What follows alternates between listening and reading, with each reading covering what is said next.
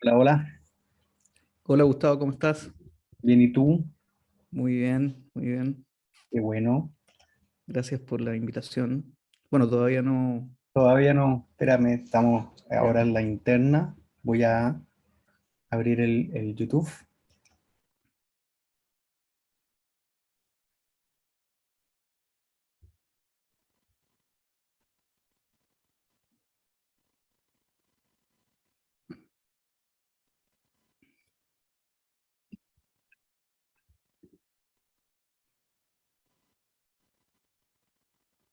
Estamos preparando la configuración del YouTube Live.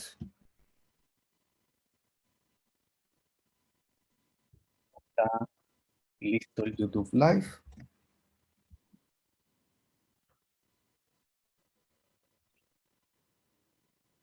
Ahí me escucho con un retorno. No sé si eres tú.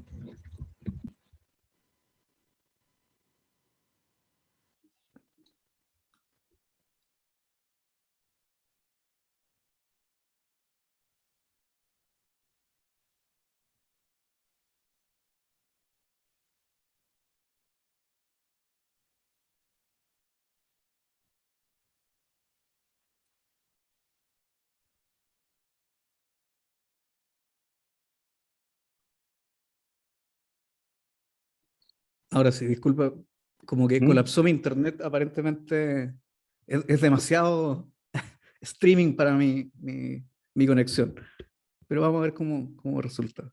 Ya. Ahora voy a iniciar sí. Ahora,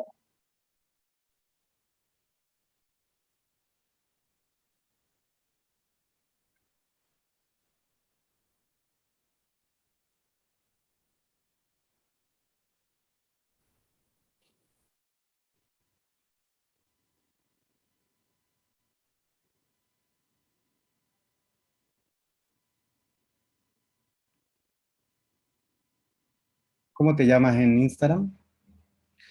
Safern Collado.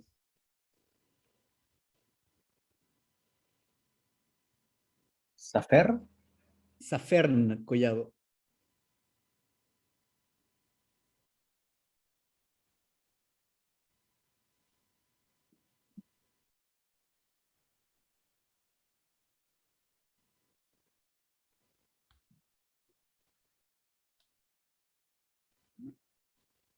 ¿Va? Ver invitaciones. ¿No me tienes en tutores de C en Ah, Instagram? no, no, te busco al tiro.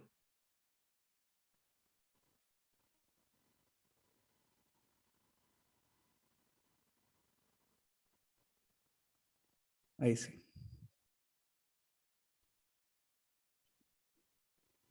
Ahí,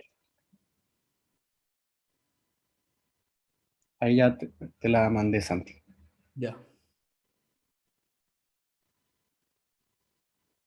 ya, ahí está. O sea, esta es la vista que vas a tener de mí, porque es un poco alto el. No hay ningún problema. Ahora sí, ya estamos en vivo en todas partes. Muy buenas tardes. Eh,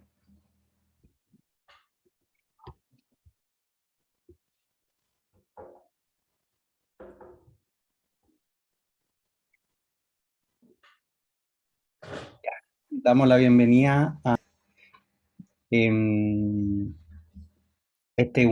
vamos a hacer un conversatorio sobre delitos contra la autodeterminación sexual. Em, forma parte de una actividad de tutores de derecho capacitaciones. También lo vamos a transmitir después en el podcast Derecho Penal Ciudadano. Y bueno, estamos en YouTube Live, estamos en el Instagram Live y como les decía también también va a quedar, bueno, va a quedar disponible en mi canal de YouTube y en el podcast. Bienvenido, Santiago es abogado de la Universidad de los Andes, eh, es magíster en investigación de la Universidad de los Andes y está por terminar su doctorado en la misma universidad y estaba escribiendo su tesis doctoral sobre delitos sexuales, específicamente sobre el delito de estupro. El título es más rimbombante, me imagino. El, em, em, y bueno, en este momento, no sé por qué no escucho a Santiago. Si puedes hablar. ¿Me escuchas bien? Sí, te escucho perfecto. Súper bien. Ya, ya.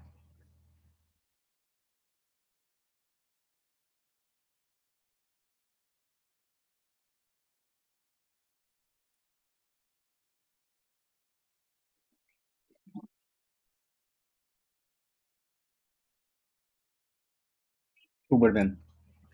Súper bien. Y eso tiene que terminar necesariamente en una publicación que ojalá marque un antes y un después sobre la materia. Esperemos, esperemos que así sea. Bueno, el delito de estupro, el delito de estupro está, yo voy a decir algunas palabritas, estamos en un conversatorio, en plan como que estuviéramos en el living de mi casa, eh, o en la casa de cualquiera de ustedes, ¿ya? Yo voy a decir algunas cositas sobre el estupro de manera bastante genérica, no como la va a explicar Santiago. Como yo lo que explico en esta materia es como lo haría cualquier profesor de pregrado, pero hay ciertos puntos que Santiago Sebastián nos va a ilustrar. El estupro está tipificado en el artículo 363, será castigado con la pena de blipliplín, bla, bla, bla. El que accediere carnalmente por vía vaginal, anal o bucal a una persona menor de edad, pero mayor de 14 años, concurriendo cualquiera de las circunstancias siguientes.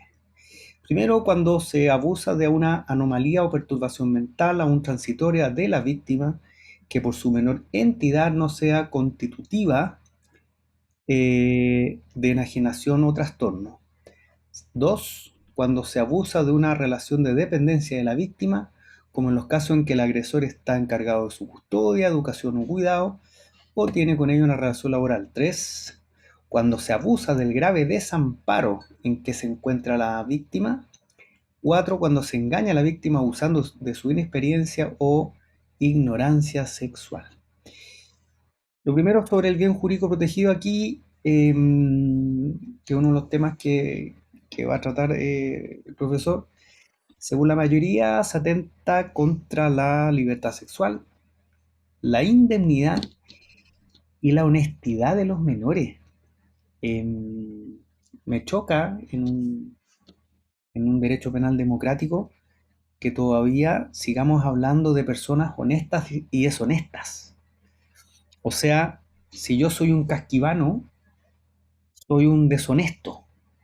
Eso es el mensaje que entiendo si me dicen que el bien jurídico protegido es la honestidad. Entonces, alguno dirá, bueno, político criminalmente tendremos que proteger la honestidad de los menores. Pero ¿por qué un menor va a ser deshonesto? O sea, me choca político criminalmente hablar, insisto, de personas honestas y deshonestas. Eh, bueno, eh, explícanos, estamos conversando, ¿cierto? Explícanos, porque yo cuando yo explico estos delitos en clase, yo hago una especie de línea del tiempo en cuanto a ya, cómo se explican los bienes jurídicos en estos delitos y hago una línea del tiempo en relación a la técnica de tipificación que utiliza límites de edad. Entonces, cuando hablamos de menor de 14, para mí, yo no creo que se pueda hablar de libertad, sino que derechamente de indemnidad. ¿M? Cuando hablamos de indemnidad, estamos hablando de una de una protección a todo evento, a toda costa, porque la ley presume de derecho que una persona menor de 14 no tiene ninguna posibilidad de autodeterminarse en materia sexual. Cuando hablamos de mayor de 14 y menor de 18, eh, tampoco me gusta hablar de libertad sexual, sino que yo creo que es el desarrollo de la libertad sexual. No sé cómo llamarlo. Una persona, por muy que sea experimentada sexualmente después de los 14 años, es una persona que no tiene desarrollado en plenitud su sexualidad o su capacidad de autodeterminarse en materia sexual. Bueno, uno dirá, bueno, hay personas de 30 que no la tienen, hay personas de 25 que no la tienen, pero hay que establecer límites normativos para fijar límites de certeza jurídica. Entonces, antes de los 14 hablemos de indemnidad, después de los 14 y antes de los 18 hablemos de el desarrollo de la autodeterminación en materia sexual y después de los 18 derechamente autodeterminación en materia sexual. Eso es lo que yo podría decir en cuanto al bien jurídico. Y derechamente desterraría la honestidad porque en el año 2021 no podemos hablar que en una sociedad democrática existan personas honestas y deshonestas en materia sexual, cada uno que se autodetermine como se le dé la gana. ¿Qué opinas tú, Santiago, sobre el tema?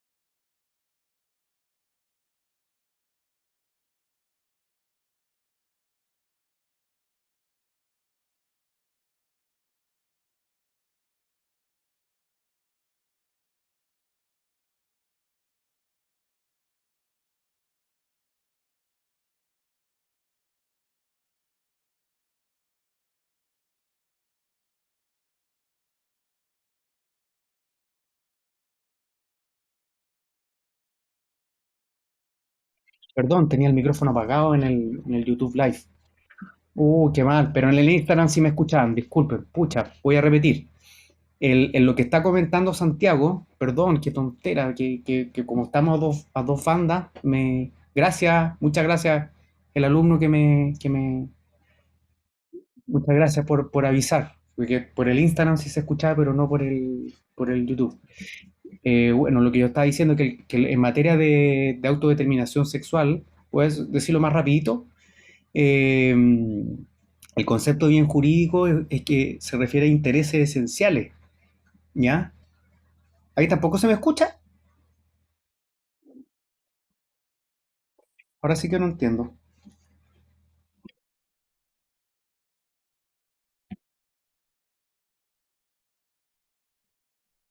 Sí, es que recién no se me escuchaba.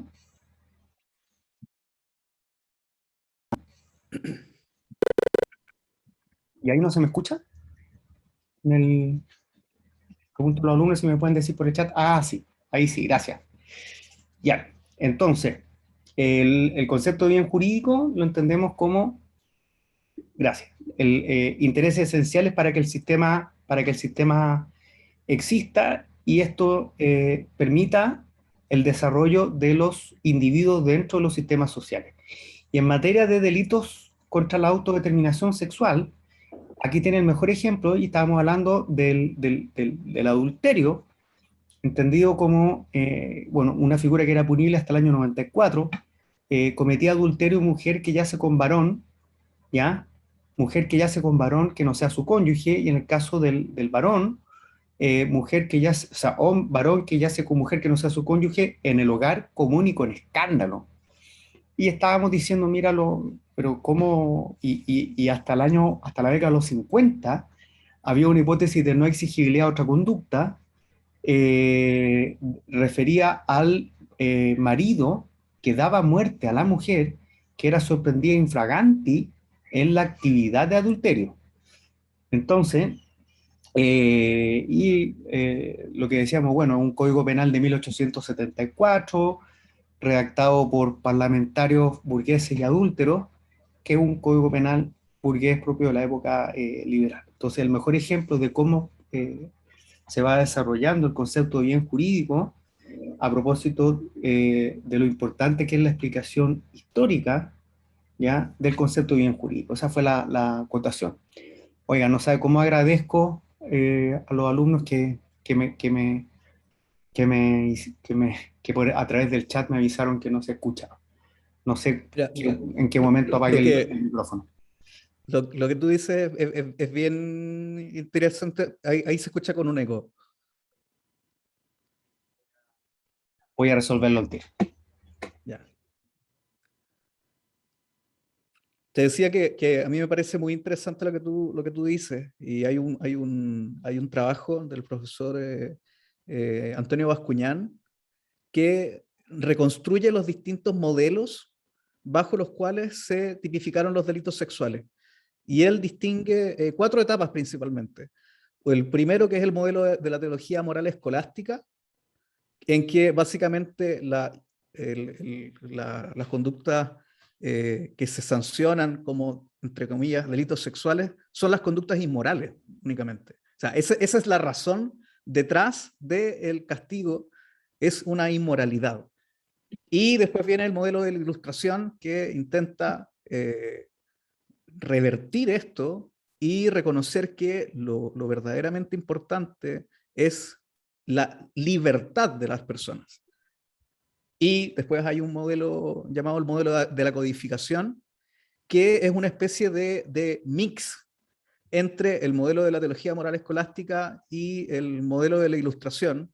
Se intentó de alguna forma rescatar lo, entre comillas, bueno que tenía el modelo de la teología moral escolástica, y nace este modelo de la codificación, que fue justamente el periodo en el que se redactó el Código Penal de 1848, el español, que sirvió como base para nuestro Código Penal de 1874. Entonces, ahí uno entiende que la lógica en la que trabaja, el Código Penal chileno, es una lógica súper añeja, porque el modelo que actualmente rige en materia de delitos sexuales es el llamado modelo del reformismo, que básicamente a lo que se centra es a castigar conductas que signifiquen el involucramiento no consentido en un contexto sexual, que pueden ir desde lo más violento, que sería la violación, o sea, el involucrarte en una relación sexual penetrativa contra tu consentimiento, hasta el exhibicionismo, que de alguna manera también te involucra en un contexto sexual sin tu consentimiento. Entonces, eh, como te decía, y para cerrar la idea, el Código Penal chileno está en ese sentido súper eh, pasado de moda, por decirlo así. A pesar de que en 1999 tuvimos una reforma bien importante en materia de delitos sexuales, se fueron colando algunas cuestiones que ya se arrastraban desde el Código Penal eh, de 1874 y no variaron de ninguna manera. Esta idea, por ejemplo, de la honestidad, ¿cierto? Estaba presente en el Código Penal chileno, ¿cierto? De 1874, y con la idea esta de la doncellez, que no recuerdo De si ya hicimos eso, ese comentario. no, de eso quería yo hablar, que el año 99 efectivamente hubo esta reforma y se eliminó un elemento normativo del tipo que yo creo que era perfecto para explicar esto, que es Perfecto, sí. la doncella, la doncella. Yo cuando veo estos delitos echo de menos las clases presenciales, bueno, ya llegarán tiempos mejores, pero, ¿por qué digo que echo de menos las clases presenciales? Porque en todos los cursos hay un doncello, escúchame bien lo que te estoy diciendo. Eh, que era doncella como elemento normativo del tipo eh, mujer que no ha conocido varón. O sea, si tú lo lees literalmente, derechamente, una persona inexperta sexualmente. Ya, yo no tengo idea de los doncellos. Estoy hablando del doncello, una persona con cara de inocente, que se sienta en la primera fila, de bajo perfil. Yo siempre le pido al doncello, cuando estoy viendo el estupro, y le digo, doncello, léeme el código doncello. Y trato de ver que la persona no se me vaya a ofender, etcétera, pero es que es que muy ilustrativo, sí, porque que ganas de que esté al frente mío un doncello para que se entienda el elemento normativo del tipo, porque era tan importante. Estamos hablando de que la víctima en el delito de estupro es una persona inexperta sexualmente. Y yo creo, no sé qué opinas tú, hemos conversado de esto, pero no con esta profundidad, que ahí yo creo que el legislador chileno se equivocó y se equivocó en eliminar el término doncella, pero dice, pero ¿cómo? Porque es un elemento normativo del tipo, pues. No estoy hablando de que bueno, por ahí en el código se habla de carruaje, se habla de amos, se habla de siervos, ¿ya? De amos y siervos, imagínate, ¿ya? Bueno, eliminen eso, hagan la debida adecuación a propósito de, oye, la ley eh, que modificó la materia filiativa, que diferenciaba entre hijos legítimos e ilegítimos, todavía está lleno de referencia en el Código Penal de hijos legítimos e ilegítimos. Bueno, pero a propósito del término doncella, yo creo que se equivocó el código, porque yo creo que la Sí, víctima, yo estoy de acuerdo contigo, Gustavo, porque si es que, y esto es algo que me parece que es como la conclusión casi que uno debería sacar, es que si vamos a hablar de estupro, tenemos que necesariamente incluir términos como, por ejemplo, la doncellez, porque esa es la naturaleza que siempre tuvo este delito. El delito de estupro maneja una estructura particular y que si es que nosotros vamos a incluir, por ejemplo, como sujeto pasivo al hombre, ya se desnaturaliza. Y no digo Ahí que no está, deba, y no que digo no debamos, que que no no debamos debamos, proteger a proteger a los pero no le varones. digamos, pero no lo digamos estupro. Y de hecho, esa es el camino que han tomado los códigos penales modernos, es abandonar el concepto de estupro justamente por esta carga histórica que tiene y que se refiere a una cuestión bastante específica y se toman como formas de abuso sexual. Y de hecho, en el derecho comparado, según tengo entendido, nosotros somos una rareza que incluimos dentro del estupro. Bueno, por mantener ya el concepto de estupro somos raritos y por incluir al hombre como sujeto pasivo ya nos desquiciamos totalmente. Y tengo entendido que el Código Penal portugués también siguió nuestra misma línea. En 1995 había unas modificaciones que también perdieron la cabeza e incluyeron al hombre, pero estamos solos en el mundo con eso porque se entiende, insisto, que el estupro tiene una estructura particular. Y siguiendo con la historia, y sin ánimo de ser latero con esto, No, es que esto, esta es la parte más importante de la sí, conferencia. fíjate que el comentarista del Código Penal Español, conocidísimo Joaquín Francisco Pacheco, el Código Penal Español de 1848, ¿cierto?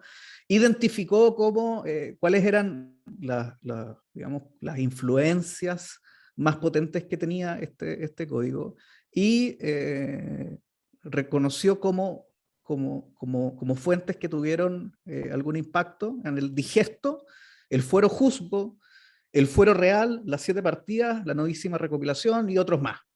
Y si es que uno se va a las 7 partidas, específicamente en la partida séptima, nos vamos a encontrar con cómo se regulaba el estupro. Y cito, dice, de los que yacen con mujeres de orden o con viuda que viva honestamente en su casa o con vírgenes por halago o por engaño, no le haciendo fuerza. Está en español antiguo, por eso es muy, es muy extraña la forma en que está redactado. Y dice también, castidad es una virtud que ama a Dios deben amar los hombres, porque según dijeron los sabios antiguos, que tan noble y tan poderosa es su voluntad que ella sola cumple para presentar las nóminas de los hombres, y de las mujeres castas ante Dios, y por eso yerran muy gravemente aquellos que corrompen a las mujeres que viven de esa guisa en religión o en sus casas siendo viudas o siendo vírgenes. Ese es el concepto que se armó como delito de estupro, que fue lo que influenció en gran parte al Código Penal español y que se coló a nuestro Código Penal.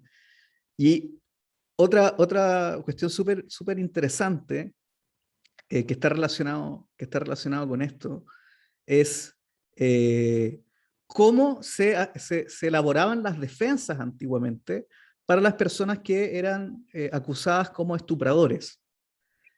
Y Ahí a propósito, perdón que te interrumpa, sí, es súper importante que sepan los alumnos que esta figura, pienso que la mayor aplicación práctica que tuvo es a propósito de la falsa promesa de matrimonio. O sea, hablemos que, sí, o sea, necesidades sexuales ha tenido el ser humano desde que es ser humano, obviamente, y, y estas formas de, de- de atajar estos impulsos propios de creencias religiosas, morales, que mezclaban la política criminal, la dogmática, o sea, derechamente se mezclaba el derecho penal con la moral, ¿ya?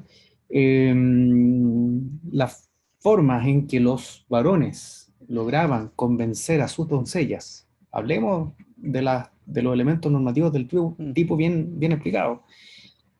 Eh, los jóvenes toda la vida han querido tener sexo y cómo lo hacían para convencer a la doncella, prometiéndole matrimonio.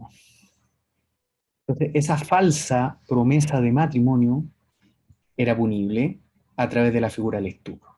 Pienso que esa era Y creo que eh, el bien jurídico protegido, más allá del libre desarrollo de la autodeterminación sexual, que iba por ahí, entiendo que no con esa terminología, también iba de la mano con el tema de la honorabilidad. Exactamente. No, si nos puede explicar un poquito eso en referencia a la Sí, evolución mira, histórica. Bueno, mira, eh, la idea de la promesa de matrimonio como medio para cometer el estupro está íntimamente relacionado con la idea de la honestidad como bien jurídico protegido.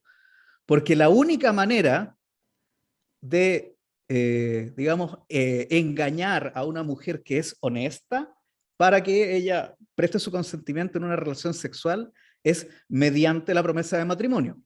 Porque si es que se dejaba engañar por otra vía, pucha, parece que no era tan honesta. O sea, esa era la única forma que se podía vencer, ¿cierto? La honestidad. Y fíjate el Código Penal Español en su versión de 1822 lo puso incluso explícitamente, y te lo leo porque es súper interesante. El Código Penal Español de 1822 era el dictador Primo de Rivera. Mira, y nos decía, el que abuse deshonestamente de una, y aquí esto me encanta, mira, el que abuse de una mujer no ramera conocida como tal, mujer no ramera conocida como tal, engañándola real y efectivamente por medio de matrimonio fingido y celebrado con las apariencias de verdadero, será castigado con bla, bla, bla, bla. Entonces, es súper potente la forma en que está redactado esa disposición. Y aquí lo quiero vincular con, eh, con esta idea de cómo entonces se llevaban las defensas, que ya lo había adelantado, de los estupradores.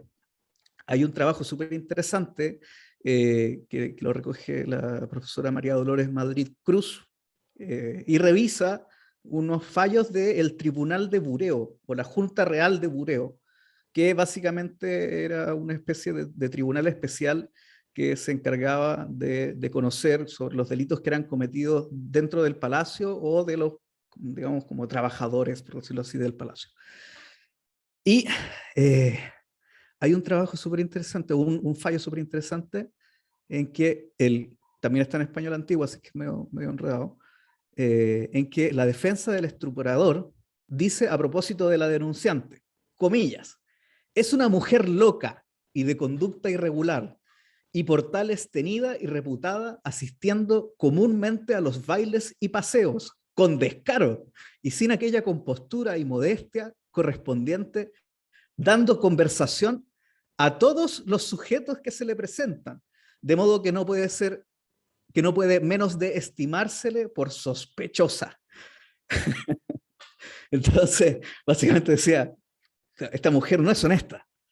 Y casi como hay una tentativa inidónea eh, para el delito de estupro porque no hay aquí bien jurídico protegido alguno, pues si ella no es honesta.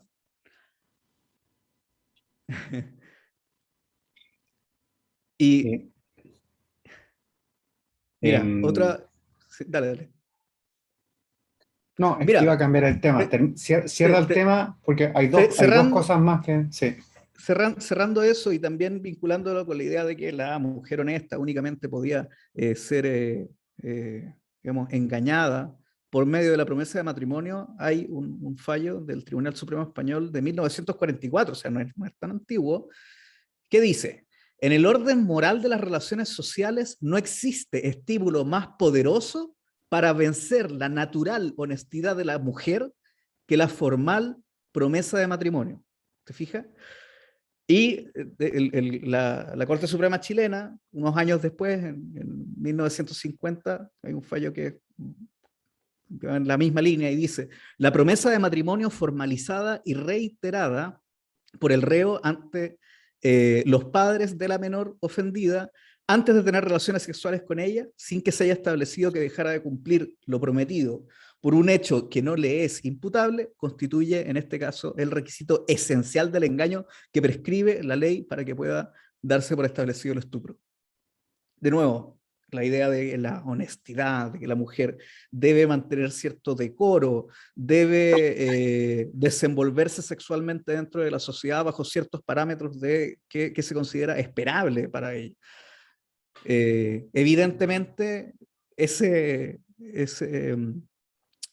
esa forma de concebir a una conducta reprochable penalmente me parece que hoy debe ser absolutamente abandonada y que lo realmente importante es si es que existe o no existe algún tipo eh, de disminución en cuanto a las posibilidades de consentir libremente. Y por tanto, a mí me parece que la libertad sexual es el bien jurídico que nosotros deberíamos identificar a través del estupro y abandonar de todas maneras la idea de la honestidad, sí, de todas maneras. Ya, zanjamos entonces el tema eh, que viene ilustrado por Santiago de algo que político criminalmente yo intuía. eh, me choca ver que hayan personas honestas y deshonestas. Otro elemento normativo de este tipo penal que me molesta como técnica de tipificación es hablar del acceso carnal, Mm, ¿ya?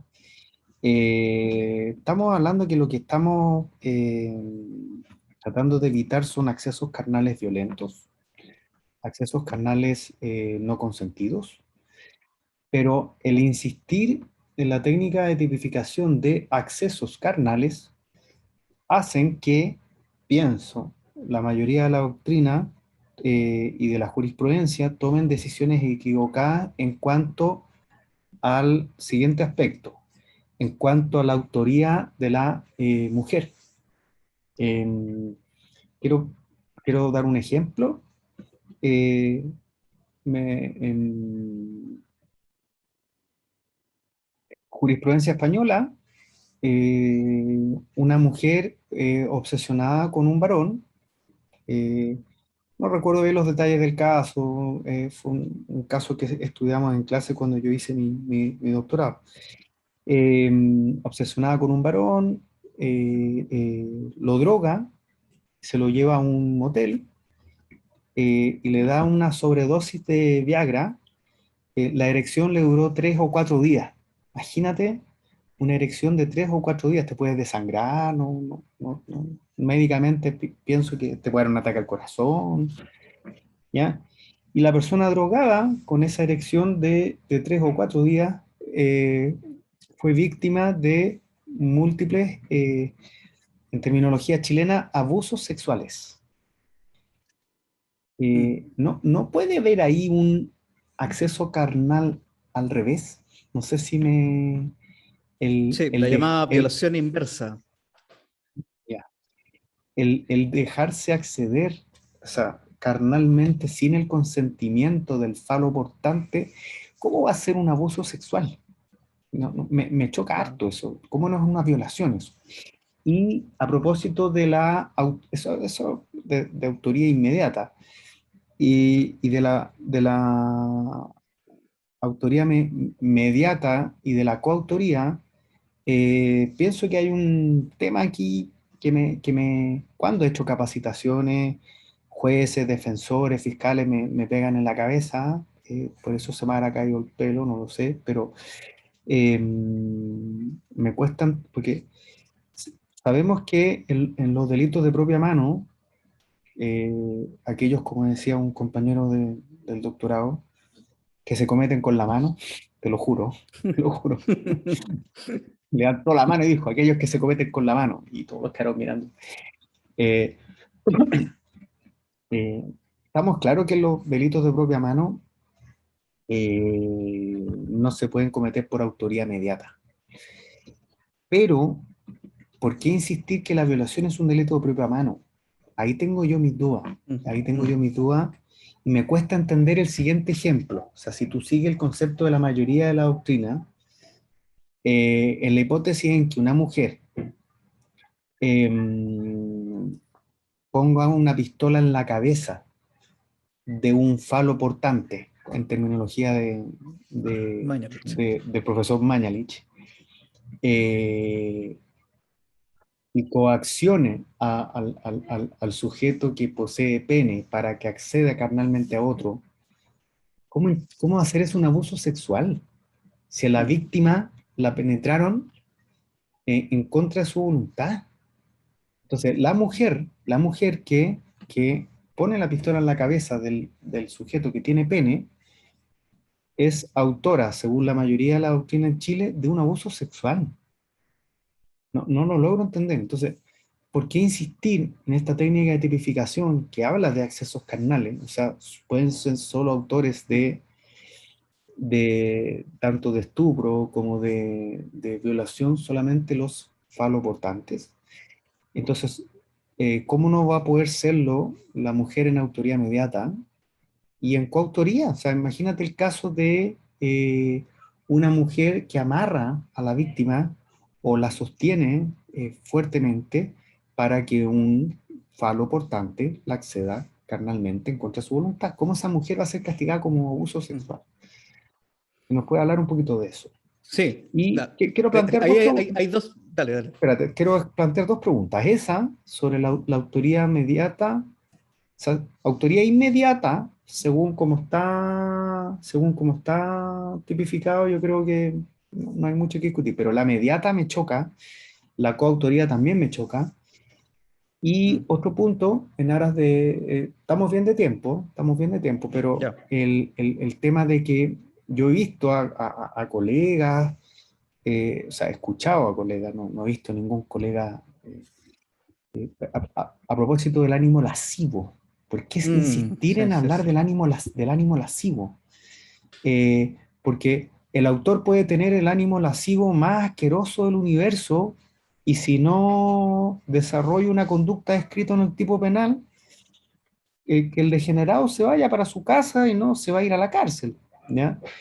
Eh, entonces, yo creo que a propósito del dolo en estos delitos, más que ánimo lascivo, a más de algún alumno que nos esté escuchando le va a chocar lo que yo estoy diciendo, pero no sé, el ejemplo que se me ocurre para explicar que no es necesario hablar de un ánimo lascivo para hablar de violación, por ejemplo, los ritos carcelarios.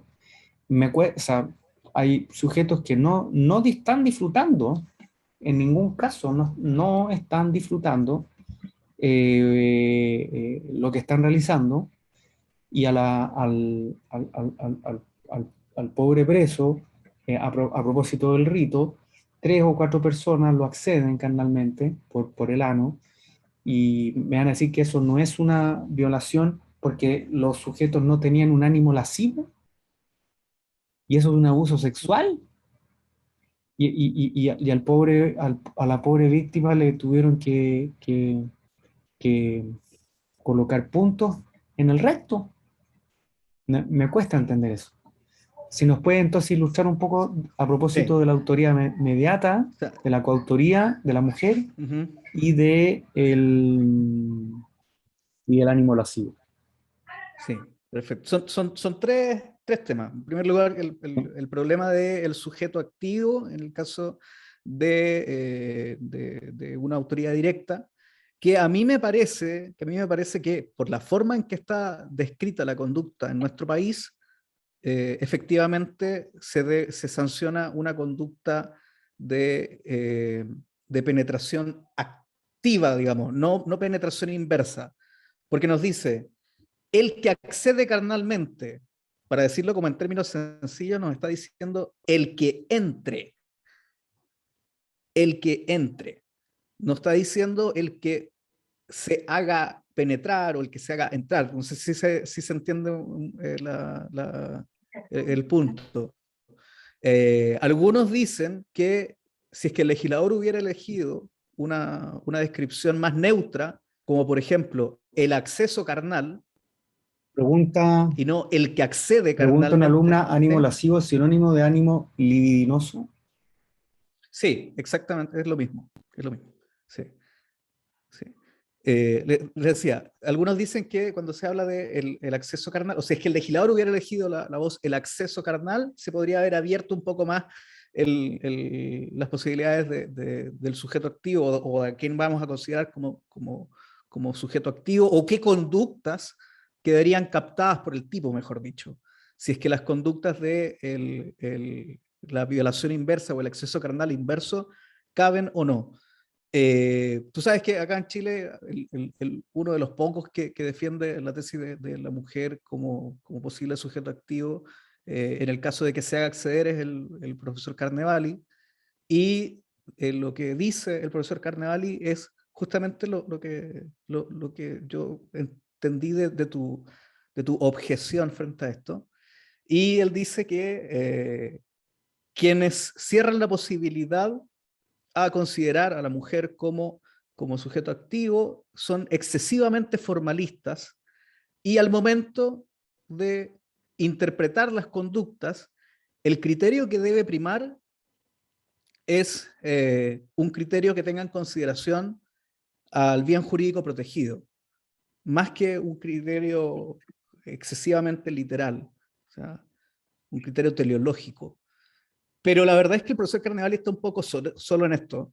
Eh, También el profesor Garrigo Montt nos decía que la mujer podía ser sujeto activo, pero él tomaba argumentos más bien históricos, que cuando se discutió la modificación de la ley, en su momento se consideró a la mujer, pero el texto final la verdad es que no, es otro. Así que yo creo que en eso el profesor Garrigo no está equivocado.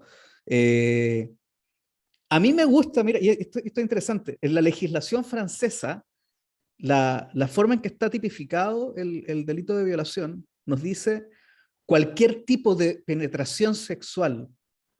A mí me gusta esa forma de definir el núcleo conductual, cualquier tipo de penetración sexual, porque me parece que es mucho más dúctil y que puede captar conductas como la de la así llamada violación inversa. No sé qué te parece a ti. No, Eh, a- no, no lo había pensado. O sea, yo lo decía como de ley referenda, de acuerdo al derecho mm, que debería ser, con una propuesta de reforma, derechamente, de sacar el acceso carnal como verbo claro, rector, como conducta típica, exacto. porque al final se llega a todo este tipo de injusticias, Ujú. a soluciones político-criminales bastante impresentables. Entonces uno dirá, bueno, ¿y qué es lo qué es lo que tú estás castigando? Explícanos ahí, en las legislaciones más modernas, ¿qué equivaldría a la violación? ¿Cuál es la conducta típica? Bueno, los españoles hacen una referencia directamente al bien jurídico protegido de libertad sexual, como que no se, en ese sentido, como se pasearon el problema que tenemos nosotros por describir la conducta como el que acceda carnalmente. Entonces, ellos incluyen de todas maneras el acceso carnal, pero no como parte de, digamos, como núcleo conductual, sino que el núcleo conductual tiene que ver más con la vulneración a la libertad sexual, que es una forma de tipificación que me parece bien curiosa, que es como atendiendo directamente al bien jurídico protegido. Pero ellos salvaron el problema con eso. O sea, no, en ese sentido me parece que es una alternativa, aunque a mí me gusta más la francesa, pero bueno. Dos alumnas preguntan, la doctrina por el Instagram, Ujú. eh, la mayoría, Carito, la doctrina mayoritaria en Chile considera que la mujer no puede violar si una mujer introduce un objeto en el ano de otra persona con ánimo lascivo. ¿Por qué delito sería juzgado? Abuso Ah, sexual agravado, 360, ¿no? exactamente, abuso Ya, sexual agravado. El abuso sexual ya, agravado con introducción de objetos o utilización de animales, con pero urgencia. y que tiene, fíjate, la misma pena que la violación. Ya, Entonces, eh, digamos, ya. por ese sentido no hay ningún problema. ¿Cómo se A mí lo que condena? me choca Sí, a mí lo que me choca a propósito del abuso sexual agravado, perdón que me desvíe mucho, que el legislador chileno incluyó las mismas vías de acceso que para el caso de la violación, en el caso de la introducción de objetos, que son la vagina, ¿cierto? El ano y la boca.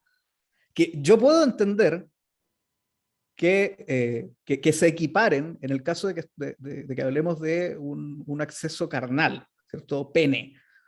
Pero si es que estamos hablando de una introducción de un objeto en la boca que tenga la misma pena que la violación, me parece sorprendente. Y de hecho, el legislador, en las legislaciones comparadas, por ejemplo, en España, tienen la figura del abuso sexual agravado, pero eliminaron como vía de acceso a la boca, porque ellos entendieron que no es lo mismo meterle Bueno, estoy pensando que no estoy diciendo que esté bien, pero de hecho no me parece que esté bien. Estoy pensando cuando a propósito del abuso sexual, si lo entendemos como acto de significación sexual y relevancia, uh-huh. que comprometa al ano, boca y vagina, ¿cierto? O genitales Uh-huh. hablan, ano, boca o genitales. Bueno, ano, boca o Sí. genitales. Entonces estoy pensando en voz alta, un joven que le roba un beso a una Ah, doncella claro. y le mete la lengua, ¿es un Sí. abuso sexual entonces? A mí me parece que sí, a mí me Yo parece que también sí, creo que sí, yo totalmente. también Porque creo que sí. mira, porque fíjate que ahí hay una afectación, porque se habla de, bueno, hay una acción sexual que llega a afectar la boca de la víctima con contacto corporal. Y digamos, a mí me parece que el problema como político criminalmente ahí sería, o más que político criminalmente, interpretativamente, sería si es que la boca, o sea, el beso se puede considerar como una acción sexual. Hay un trabajo súper interesante de un autor italiano que es apellido Cadopi, que es especialista en delitos sexuales y que tiene una publicación en inglés que se llama algo así como A Kiss is just a Kiss, isn't it? Así como un beso es solo un beso, ¿o no? Y que aborda justamente el problema del Yo creo que beso. un beso es más que solo un A mí, beso. a mí, me, pare- a mí me Lo parece encuentro súper que es invasivo que me, súper, que me, que totalmente. me metan saliva en mi boca que no quiero recibir. Mira, aquí Exactamente. Fabiola pregunta, eh, tengo la siguiente duda con respecto al delito de abuso sexual agravado, Ujú. 365 bis. ¿Por qué el código materializa la distinción en un objeto con el acceso carnal? Y después complementa, cuando en ambos casos la indemnidad, en el caso menor de edad, el daño es el mismo. Por emplear un palo es igual de dañino que un pene. Ya, no sé si entendí bien la pregunta. Como por qué el legislador equiparó las sanciones. A ver si Fabiola puede complementar la pregunta.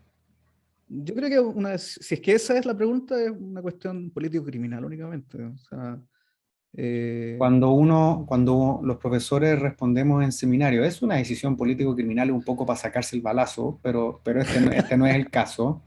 el caso. Cuando no es el caso. Cuando uno habla de es una decisión político-criminal, uno está hablando de política del Estado frente al delito. Entonces, lo que el profesor quiere decir cuando es una decisión político-criminal es que no tiene una explicación dogmática, no sé si es malo o razonable, pero no tiene una explicación Mm, dogmática, tiene una mm, explicación de cómo el Estado enfrenta al delito. Entonces, exacto. es una decisión político-criminal, es una decisión político-criminal, por ejemplo, em, la tipificación expresa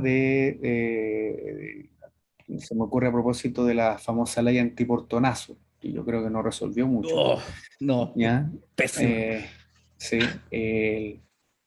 el tema de cuando antes de la reforma, si tú ibas en tu vehículo, te bajabas para abrir la reja de tu casa y llegaba un sujeto y se lleva el auto,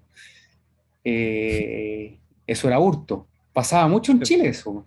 Sí, Yo sí. entiendo que, yo entiendo, Ese era el ah, portonazo, es como el proto-portonazo, ¿no? Eran como la génesis. Eran los claro, primeros casos que teníamos. claro. Hay que hacer otra pregunta. Eh, en el mismo caso que vio usted de la mujer que le dio Viagra al hombre, si sucediera en Chile, ¿cómo se condenaría a esa mujer como abuso sexual, no? Abuso sexual. Pero es que De mira, todas a mí maneras. me parece, yo tengo una teoría con eso. Eh, Mira, déjame, que no me quiero arreglar con la forma en que está tipificado el artículo 365 bis. Tengo el código. Mira, porque la mayoría de la doctrina dice que en ese caso habría, chuta, habría abuso sexual, pero no abuso sexual agravado. Y a mí me parece que lo que habría es abuso sexual agravado. ¿Por qué? Fíjate que el 365 bis tiene una forma Mira qué de interesante. tipificar. Te dejo la pregunta que acaban de hacer. A J.E. ver. Urrutia, no sé si es alumno o alumna. ¿Cómo se ha tratado la doctrina comparada a la violación cuando el victimario es transexual? Por ejemplo, es mujer, pero tiene pene. Ah, es súper interesante. No tengo una referencia jurisprudencial como para citar, pero es perfectamente sujeto activo, porque si te fijas, la forma en que está descrita la conducta no dice el hombre, El que ¿cierto? accediere El carnalmente. que accediere carnalmente. Yo Entonces, creo, ahí, no es mira, un ahí, delito especial. no, Y de hecho, Gustavo, espérate, hay un caso súper atípico que se llama una condición, digamos, médica, que es la virilización inducida por progestina, que lo que hace es alargar el clítoris de manera tal que se transforma como una especie de micropene, o pero lo suficientemente grande como para poder acceder carnalmente. Yo creo que sí, que esa persona perfectamente puede ser sujeto activo, porque no hay una limitación de sexo biológico en la forma en que pero está es que estoy descrita la pensando, conducta. mira el ejemplo, Juan Enrique, me dice que es Juan Enrique. Mira, a propósito de la pregunta que hace Juan Enrique, mira la injusticia que se da. Estoy Mm, pensando en transexual o una mujer que se coloca un cinturón con un pene. claro. Es abuso sexual. Es Es abuso abuso sexual sexual agravado, que tiene agravado, la de misma acuerdo, pena, y de tiene la acuerdo. misma pena que la Ya, violación. pero si la mujer o el transexual estuviera operado y tuviera ese pene Ujú, eh, por dentro de su cuerpo, ujú. es Ahí sería violación. violación. Sí, sí, Ya, sí. ya. Si Que hablamos de insisto, tiene que la misma pena, así es que. ya tiene la misma pena, de acuerdo, de acuerdo, de acuerdo. Ya, aquí Sebastián Y, pregunta, espérate, eh, antes que se me vaya la idea con el abuso sexual, como en el caso de la violación inversa, a mí me parece, claro, coincido con que en ese caso habría abuso sexual, pero a mí me parece que puede haber abuso sexual agravado. Y en ese caso, la pena sería la misma que el delito de la violación. ¿Por qué? Fíjate cómo está escrito. Dice, si la acción sexual consistiere en la introducción de objetos de cualquier índole por vía vaginal, anal o bucal, o se utilizaran animales en ellos, será castigado con... Entonces, si la acción sexual consistiera en la introducción de, es una descripción que es bastante más dúctil que la de la violación, que nos dice el que accediere carnalmente. perfecto. Y ahí también hay una discusión a propósito si eh, porque, claro, en este caso la introducción no está descrita como el que introdujere objetos, ¿cachai? Nos dice, si la acción sexual consistiera en la introducción. Ese es el punto. Mira, Sebastián pregunta, profesor, la ley habla sobre objetos. ¿Un dedo sería considerado un objeto? ¿Sería abuso Hay sexual o una, hay es la una, típica discusión? hay una Ahí, discusión ahí, que está resuelta. antes de que hable el experto, a mí me cuesta decir que el dedo es un objeto porque es cosificar a un ser humano. Ese es el Pero, argumento de Rodríguez Collado. ¿ah, sí? Sí. ¿Ya? No, te lo juro que no, la pregunta la pensé en el sentido de que si toda la dogmática la partimos, aquí estoy haciendo proselitismo dogmático, desde el concepto persona, si el concepto persona es irrenunciable, ¿ya? El dedo no podría ser considerado nunca un objeto. Otros ejemplos de esto de que es irrenunciable el concepto de persona, nada que ver con este tema, pero para poderle responder a Sebastián Álvaro, en un delito de homicidio con resultados múltiples. Un- Ujú. este típico caso criminológico norteamericano del gallo que va con una ametralladora a un colegio y mata a 10 alumnos y 2 profesores. Mm. ¿Ya? Ese El es hobby. un homicidio con 12 resultados, artículo 69, extensión del Mm. mal, o son 12 homicidios distintos. Yo creo que son 12 homicidios distintos, o sea, sería un A mí delito me parece que reiterado. son dos, sí, porque, Sí, por el carácter del bien jurídico. porque el concepto de persona es irrenunciable. Sí, Entonces, si totalmente de tú acuerdo. dices que es un delito de homicidio con una extensión del mal enorme, tú estarías entonces diciendo que desde el segundo muerto en adelante, normativamente hablando, para efectos de la determinación de la pena, es entre comillas gratis. Eso para mí es Claro, impresentable. te hacen No el sé si pack. está, no sé si estás de acuerdo, claro. No sé si Total, le total, respondo, Sebastián, su pregunta. totalmente, totalmente de Ah, acuerdo. Pero bueno, a propósito sí. y esta, bueno, es justamente la pregunta, si es que las partes del cuerpo pueden ser consideradas objetos. Yo te diría que hoy la tendencia es que se entienda incluido. Eh, Ahora, justamente el argumento en contra es lo que tú decías, que los objetos son únicamente las cosas del mundo circundante y que las partes del cuerpo de una persona que se encuentran obviamente aún adheridas a él, digamos, parte integrante de su cuerpo, no puede ser considerado un objeto porque eso sería como ir en contra de la naturaleza humana. Y, pero como te digo, esa idea se ha abandonado. En España tuvieron esa discusión porque ellos tenían una tipificación casi idéntica a la nuestra, bueno, nosotros a la suya, y el Tribunal Supremo Español tomó el camino de considerar que no eran objetos, y eso se tradujo en una modificación legal, y los españoles pues, tienen explícitamente objetos o partes del cuerpo. Pero, como te digo, aquí la tendencia de la jurisprudencia es a considerarlo parte o integrantes como objeto. No, para no extendernos más de la hora, no, no te voy a cortar en seco ya, chao. No. Eh, Quedaron un par de cositas ahí, Quedaron pero dos temitas a propósito de la autoría, a propósito del ánimo. Entonces, sí, cerremos el seminario. Es que fueron surgiendo preguntas y sí. no quería, no Sí, quería no, obvio, que es nadie, mucho más dinámico, sí, que pues. nadie se quedara con la sensación de que no le estamos respondiendo y también para demostrar que este tema es en vivo y no envasado. ¿Ah? Sí, pues. Eh, Para eso ponemos un em, video y listo. para eso ponemos un video y chao. ¿Ah? Em, Explícanos Claro, dale. el tema del ánimo, Ya, mira, muy a grandes rasgos. Existen los llamados elementos subjetivos del tipo penal, que son excepcionales. ¿Ok?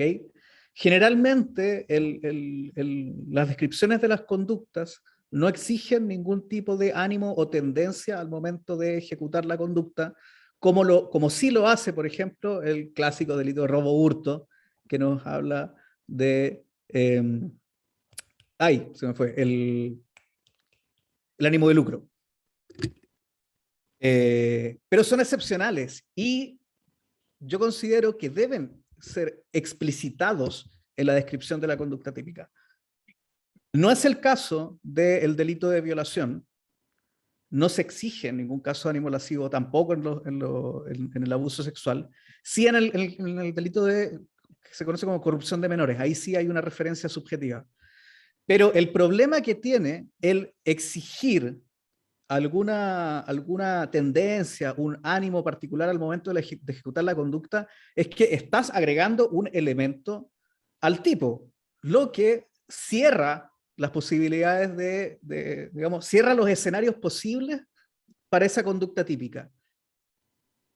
Una parte muy minoritaria de la doctrina considera, por ejemplo, que en el caso del delito de violación se debe ejecutar la conducta eh, para lograr el orgasmo sexual de alguno de los que intervienen en esa conducta, y es el sujeto activo, el sujeto pasivo. Tiene que existir ese ánimo, debe ser para eso. Esa es la tesis del profesor Garrido. Pero a, a mí me choca mucho eso, porque significaría que si es que se ejecuta la conducta con otra intención que no sea la de lograr el orgasmo sexual, entonces no habría delito. Ese es el problema de reconocer que existe algún tipo de elemento subjetivo adicional al dolo. Garrido está solito en eso en todo caso, a propósito del delito de violación. Y de hecho, en la forma en que lo describe Garrido, transformaría al delito de violación en un delito de resultado cortado. ¿Se fija? Y si es que exigimos un ánimo lascivo, se transformaría en un delito de tendencia. Entonces, no, no, digamos, eso trae consecuencias negativas a nivel de qué conductas se podrían tener por, digamos, por cubiertas por el tipo penal. Y para cerrar el seminario, Ya, la autoría mediata y la coautoría de la mujer ya. en el acceso carnal. ¿Cuánto tiempo tenemos para esto? Porque, No, podemos estar toda la noche, pero no vamos a aburrir a los alumnos. ya, ok, mira, Pero voy a también, a ver, mira, fijémonos, eh, no, no seamos gustavos para nuestras cosas, que yo soy demasiado disperso. Ya, 10 minutos. 10 ya, minutos para ir para que podamos comer voy a con tratar nuestras de, familias. Y, voy a tratar de hacerlo en 10 minutos. Es súper interesante la categoría de delito de propia mano está íntimamente vinculada en su génesis con los delitos sexuales. Nace desde los delitos sexuales, o lo que los pobladores italianos conocían como los delicta carnis, los delitos de carne. Te voy a hacer una breve reseña de cómo nacen los delitos de propia mano para que podamos entenderlo y que está vinculado además con la objeción que tú tienes de por qué una persona que le pone una pistola en la cabeza a otra para que acceda carnalmente a un tercero no va a ser considerado como autor de delito de violación. Ya. Los pobladores italianos reconocían al creador inmediato y al creador mediato. Y decía que podían haber dos formas de creación mediata. La primera era una influencia psíquica, que es bien parecido a lo que nosotros entendemos hoy como autoría mediata, y que de hecho Binding es quien importa esta categoría al derecho penal alemán desde los posglosadores italianos. Pero la construcción es de ellos, o sea, es bien antigua. Te decía, entonces, primero, influencia psíquica, que cubría el caso de la instrumentalización por vía de influencia psíquica sobre un niño, un enfermo mental, una persona coaccionada o personas inmersas en error. Esa era la construcción de los italianos. Que si te fijas, es lo que nosotros entendemos por autoridad mediata. Y ellos también reconocían una segunda manera, que era la figura del mandat o mandatario, y que en realidad es más cercano a lo que nosotros entendemos por instigación. Nos dice, aquí por medio de una ficción legal se imputa el delito cometido por el mandatario al mandante. Y aquí viene lo interesante, porque los pobladores italianos dijeron, ya, pero existen ciertos delitos que por su propia naturaleza no pueden ser ejecutados por esta vía, por la vía del mandat, que era, como te decía, la segunda forma de poder apreciar una creación mediata del delito. Y nos decían que se identificaban en este grupo de delitos que no podían ser cometidos por la figura del mandat, eh, entre otros los delicta carnis, porque se ejecutaban, y esto fíjate que está vinculado con lo que ya hablamos antes, se ejecutaban como satisfacción de impulsos netamente personales. Satisfacción de impulsos netamente personales, que era un poco la idea de entender que la violación se ejecuta para el desfogue carnal, se hace con una cierta intención. Entonces ellos decían, bueno, y esta conducta es indelegable. Yo no puedo mandatar a alguien para que ejecute esa conducta porque yo no voy a, entre comillas, disfrutar la ejecución del delito. Y en ese sentido se decía que estos delitos no podían ejecutarse por vía de autoridad inmediata y eran, por tanto, delitos de propia mano, en lo que se entendió después. Había otro grupo de todas formas de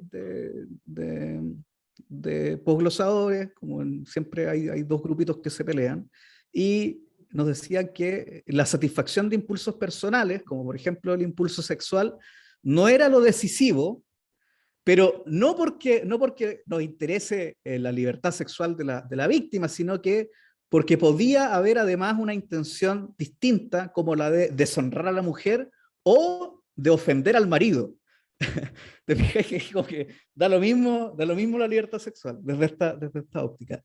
Y así nace como esta categoría de delitos a la que en su momento Binding toma contacto y la adapta o la complementa, y él dice, en realidad, lo único que importa al momento de determinar si es que un delito puede ejecutarse por vía de autoridad inmediata o no, es el tenor literal del texto.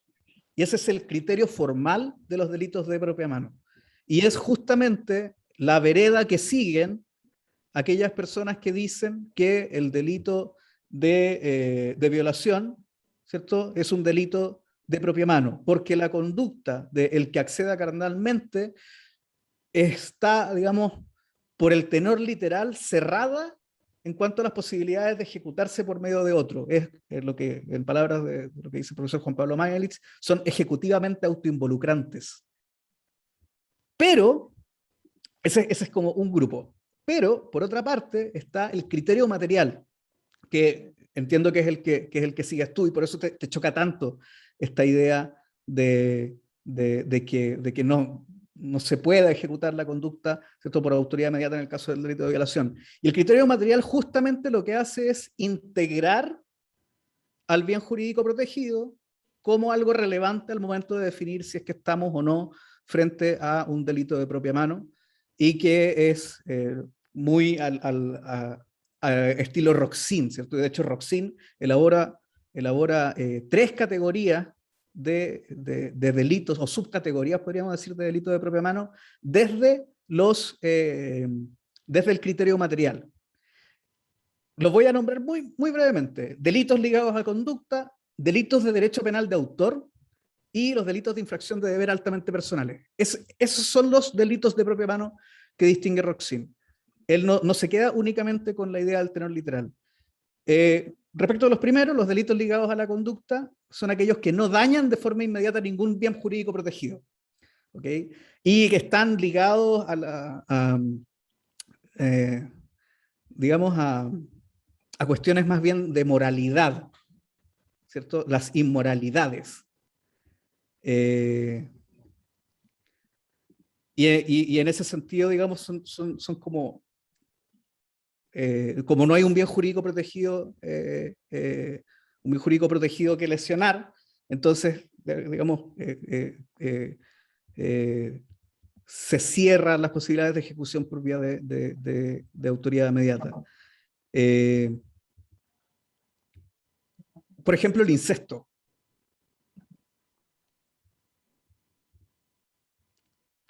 El delito de incesto es un delito que no tiene un bien jurídico protegido propiamente tal, sino que únicamente está vinculado a una inmoralidad. Bueno, los delitos de autor jurídico penal nos dice que en esta clase de delitos lo que se hace es reprochar una actitud personal, una forma de existencia, una forma de vida, como por ejemplo el delito de vagancia y el delito de mendicidad, que, entre paréntesis, en Chile fue delito hasta 1998. Entonces, fíjate que en ese caso, a mí me hace mucho sentido esa clasificación también, porque ¿cómo tú vas a ejecutar el delito de mendicidad por autoría inmediata? Claro. ¿Cómo haces que O alguien el se haga mendigo? manejo, o el manejo en estado de ebriedad. Sí, pero es que en ese caso no sería por está la categoría que lo haría delito de propia mano, porque ahí no tiene que ver con un derecho penal de autor. En ese caso serían los que me parece que cabría más en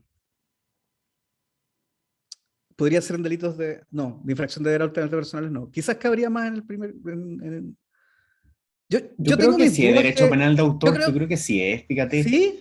Sí, yo creo que sí. Yo creo que sí. ¿Por qué? O sea, olvídate del bien colectivo. O Ajá. sea, porque es una autointoxicación. Y Ya. esa autointoxicación es punible porque pone en peligro bienes colectivos. Mm, ¿Ya?